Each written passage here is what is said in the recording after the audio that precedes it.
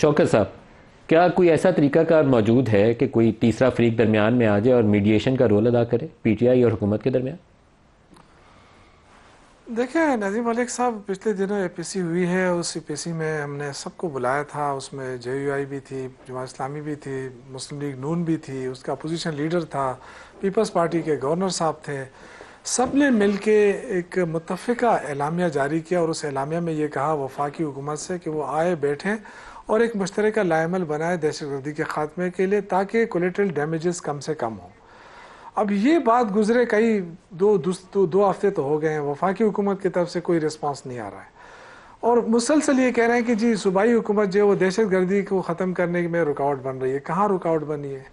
کون سی رکاوٹ ہے؟ لیکن صرف یہ کہ چونکہ یہ بغیر امپائر کے کھیلنے کے عادی ہیں، یہ نیوٹرل امپائر کو مانتے ہی نہیں ہیں، یہ اپوزیشن کو مانتے ہی نہیں ہیں، نہ یہ اپوزیشن لیڈر کو مقرر کرنا جانتے ہیں. کہتے ہیں جی اپوزیشن لیڈر بھی ہماری مرضی سے ہو. یہ پہلی جمہوریت میں دیکھ رہا ہوں جس میں حکومت کہتی ہے کہ جی اپوزیشن لیڈر ہماری مرضی سے ہو.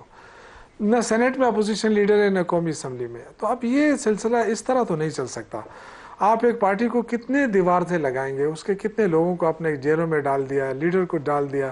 اب آپ ملاقات کی بھی اجازت نہیں دیتے ہیں. اگر ہم پرامن احتجاج کی بات کرتے ہیں تو نہیں جی یہ انتشاری ہیں. اب اگر یہاں پہ آپ سے دہشت گردی کنٹرول نہیں ہو رہی ہے اور آپ کراس بارڈر ٹیررزم کو نہیں ختم کر سکے تو اب اس میں ہمارا کیا قصور ہے؟ ہم تو آپ کو آفر کر رہے ہیں کہ آؤ بیٹھے. کیا سہیل افریدی نے پچھلے دنوں اسٹیٹمنٹ نہیں دیا ہے کہ ہم مل کر ہم چاہتے ہیں کہ دہشت گردی کو ختم کریں؟ اب اس کے علاوہ کیا کیا جائے؟ وفاقی وزراء آئے دن نئے نئے شوشے چھوڑ رہے ہیں، کبھی دھمکیاں دے رہے ہیں، کبھی گورنر راج لگانے کی بات کرتے ہیں، کبھی کیا. اس سے معاملات کو سدھارنا مشکل ہے. ان سے دیکھیں ملک نہیں چل رہا. یہ مان لے معیشت تباہ ہو گئی ہے، 40,000 ارب سے زیادہ قرضہ لے لیا ہے، پھر بھی آئی ایم ایف کی طرف دیکھ رہے ہیں. کب تک آئی ایم ایف کی طرف دیکھتے رہیں گے؟ یہ جو 5,300 ارب روپے کا غبن ہوا ہے، اس کے ذمہ دار کون ہے؟ ابھی اس سے توجہ ہٹانے کے لیے سارے شوشے چھوڑے جا رہے ہیں. یہ جو اس طرح کی دھمکیوں سے میں نہیں سمجھتا کہ ملک ٹھیک ہو جائے گا یا ملک میں کوئی بہتری آ سکے گی. آپ نے 8 فروری کو جتنا مینڈیٹ چرانا تھا چرا لیا.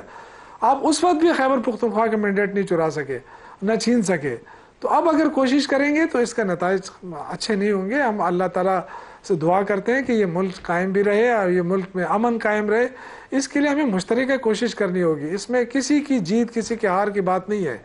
ہمیں بیٹھ کے بات کرنی ہوگی. اگر بیٹھ کے بات نہ کی جائے تو میرے خیال سے پھر معاملات نہیں سدھریں گے. دیکھیں بھٹو صاحب نے بھی ان کے دور میں بھی آپ نے دیکھا ہوگا کہ جب کے پی کی حکومت ختم کی گئی، اس وقت شاید نیب تھا، کیا نام تھا اس کا، اور وہ حکومت ختم کی گئی تو اس کے بعد کون سی اسٹیبلٹی آئی؟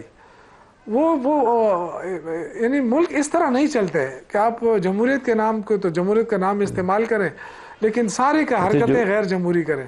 تو ہمیں تو یہی امید ہے کہ یہ حکومت جتنی غلطیاں کر سکتی تھی کر لیا، اور کسی کے سہارے پہ، اسٹیبلشمنٹ کے سہارے پہ انہوں نے جس کو دبانا تھا دبا لیا. لیکن آگے میرے خیال سے یہ چیزیں اور نہیں چل سکیں گی. اس سے مشکلات ہی میں دیکھ رہا ہوں.